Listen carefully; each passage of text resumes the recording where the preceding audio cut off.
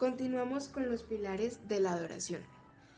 Según la opinión sunita, los pilares de la adoración son 5, que son el testimonio, la oración, el asaque, el ayuno y la peregrinación. ¿En qué consisten estos? El testimonio o shahada vendría siendo que solamente existe un Dios y Mahoma es su profeta. Este no es el único profeta que tuvo el Islam, pero es el último y por decirlo así el más importante. El segundo, que es la oración o salat, quiere decir que los musulmanes deben realizar una oración 5 veces al día, al salir el sol, al mediodía, la media tarde, al anochecer y en la noche. Esta debe ser deben posicionarse en dirección a la Meca. Y todos los viernes deben hacer una oración en comunidad, por decirlo así. El tercero vendría siendo el asaque. El asaque es una limosna obligatoria, no es voluntaria, sino que pues es obligación que todos los musulmanes de su salario o de sus bienes deben dar un porcentaje. El cuarto es el ayuno o el saum. Este se hace durante el Ramadán. El Ramadán es un mes sagrado para los musulmanes. Este pues es un ayuno que no pueden comer absolutamente nada durante todo el día, desde que sale el sol hasta la puesta del sol, no pueden comer nada, ni tener encuentros sexuales. Y el quinto es la peregrinación o el Hajj. Este vendría siendo una peregrinación hacia la Santa Meca, que se le llama Kaaba. Esta es considera por ellos, los creyentes, el primer santuario monoteísta, que fue creado por Adán y reconstruido por Abraham e Ismael. Y ellos deben ir a este santuario al menos una vez en su vida. No es que tienen pues que ir cada tanto, sino que tienen que ir como mínimo una vez en su vida. Y según la opinión chita, estos no son 5, sino que son el doble, o sea, 10. Para ellos son uno, el rezo, luego sigue el ayuno, luego sigue el yum. El yum vendría siendo un impuesto islámico obligatorio, pero ellos tienen de cuarto la limosna obligatoria. Entonces, ¿cuál es la diferencia de estos dos? El yum es como un impuesto que tú pagas anualmente, por decirlo así. En cambio, la limosna obligatoria o zakat vendría siendo algo que tú das para beneficio de los pobres.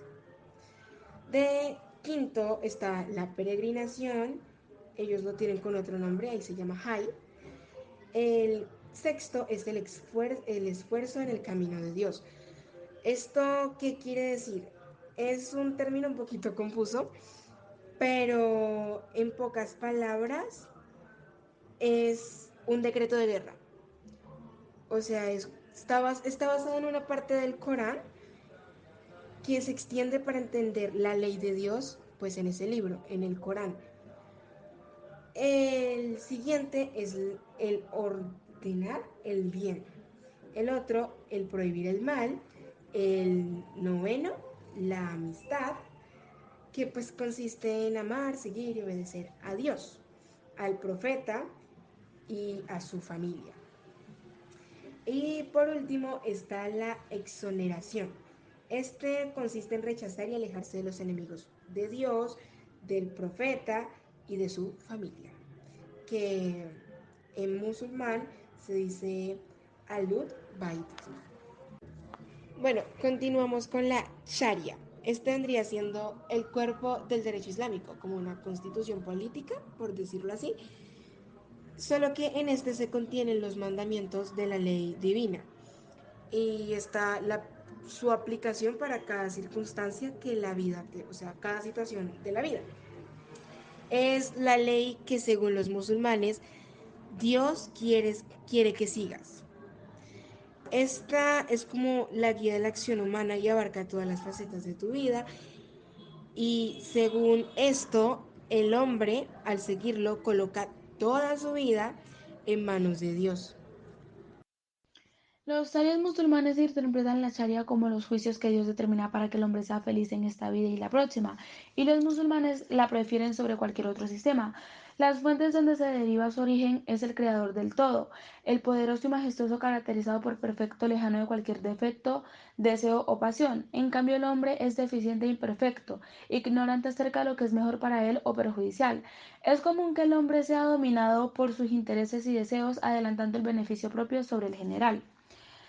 Los propósitos del islamismo busca el mejor estado del hombre, la purificación de su corazón, la tranquilidad de su alma, la suma importancia del bien familiar y su intelecto, honor y propiedades, el establecimiento de una buena relación entre él y sus hermanos y entre él y el Creador. En cambio, la ley del hombre busca regular las relaciones entre las personas, pero omite ciertos aspectos morales y éticos de la vida de este mismo. Bajo el título de libertad, caen las acciones que perjudican las personas o comunidad, como el alcohol y el adulterio. La recompensa dice que la legislación islámica toma en cuenta las acciones interiores como las exteriores. En cambio, la ley del hombre no infiere en casos exteriores o preliminares, sino en aquellos que ya han presentado como violaciones hacia los demás. La oración y el efecto para los musulmanes. El legislar con ella es adoración. Recibe recompensa por ello en esta vida y en la otra. El diferenciar merece el castigo en esta vida por los jueces y sabios de la legislación y en la otra vida por Dios. En cuanto a los otros sistemas, omiten totalmente una recompensa a la próxima vida. El obrar con ellos no es adoración, simplemente es algo mundanal. El establecimiento y la continuidad. Ven a la ley islámica como perpetua y permanente. Lo que es prohibido no puede llegar a ser permitido. En cambio, la ley del hombre es cambiante respecto a las ideologías de las personas en cargo, por el cambio de la sociedad o por los intereses o deseos del hombre. Algo que hoy es permitido, en otro tiempo lo deja de ser y viceversa. Es por eso que presentan diferentes discusiones acerca de lo que es correcto e incorrecto. La generalización considera que para todos los hombres, tiempos y lugares, del mismo modo que encierra todos los aspectos políticos, económicos, militares, sociales y culturales. En cambio, la del hombre necesita constante renovación. Por consecuencia, creen que la diferencia entre la Sharia y los otros sistemas o leyes del hombre es una diferencia como el creador y su creación. La ley islámica cubre todos los aspectos de la vida del musulmán. Aquellas leyes islámicas que están expresamente descritas en el Corán se denominan hudud. Incluye la prohibición del homicidio, relaciones sexuales extramilitares, consumo de alcohol y juegos al azar. El Corán también detalla las leyes relacionadas con herencia, el matrimonio, la compensación en casos de homicidio o daños físicos, así como las reglas para el ayuno, el asaque y la oración. Los preceptos y prohibiciones son interpretados en práctica por eruditos en religión o ulemas. Ya pasando al sistema político del Islam, este se basa en cuatro pilares. El número uno es la ley de Dios. Esto básicamente consiste en que todo debe ser juzgado por el Corán, ya que el Corán es el libro sagrado. Y dicen que esta pues es la ley que Alá dejó. Entonces todo será juzgado por medio de ello. Número dos, la ciudadanía. Em, Pueden ser musulmanes como puede que tampoco lo sean y pues estos se dividen en dos tipos, alum dimam y mustaminum. Los aludimam son los judíos y cristianos que pues hacen un acuerdo o llegan a un acuerdo con el gobierno para que se proteja su religión y sus bienes, o sea, como para que no se metan en sus creencias. Pero esto pues no es algo de gratis. A ellos les toca pagar algo que se llama jizya. Esto es algo que sustituye al asaki, ya que como ellos no son musulmanes, pues no están ligados a eso. Ya los minun, mustaminun, ellos sí son ya los musulmanes. Número 3, el territorio, en donde viven los ciudadanos y ejercen la regulación de la nación. Y el número 4, la autoridad. Pues la autoridad en el territorio islámico desde que murió el profeta Mahoma es nombrada como califa, emir o imam. Y el Corán encomienda que se les obedezca siempre y cuando no contradigan las leyes del Islam. O sea, si estos líderes llegan a hacer algo que va en contra del Corán, pues ahí sí no se les debe hacer caso y se debe sustituir, por decirlo así. Pero de lo contrario, su palabra es como si fuera sagrada. Luego está el sistema económico.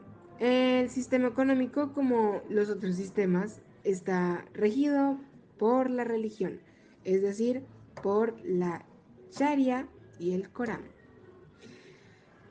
Este tiene 3 puntos. El número 1 es el sistema económico islámico, forma parte de la religión. Esto quiere decir que tiene una relación completa con la creencia y la Sharia. Quiere decir que la actividad económica en el Islam es adoración.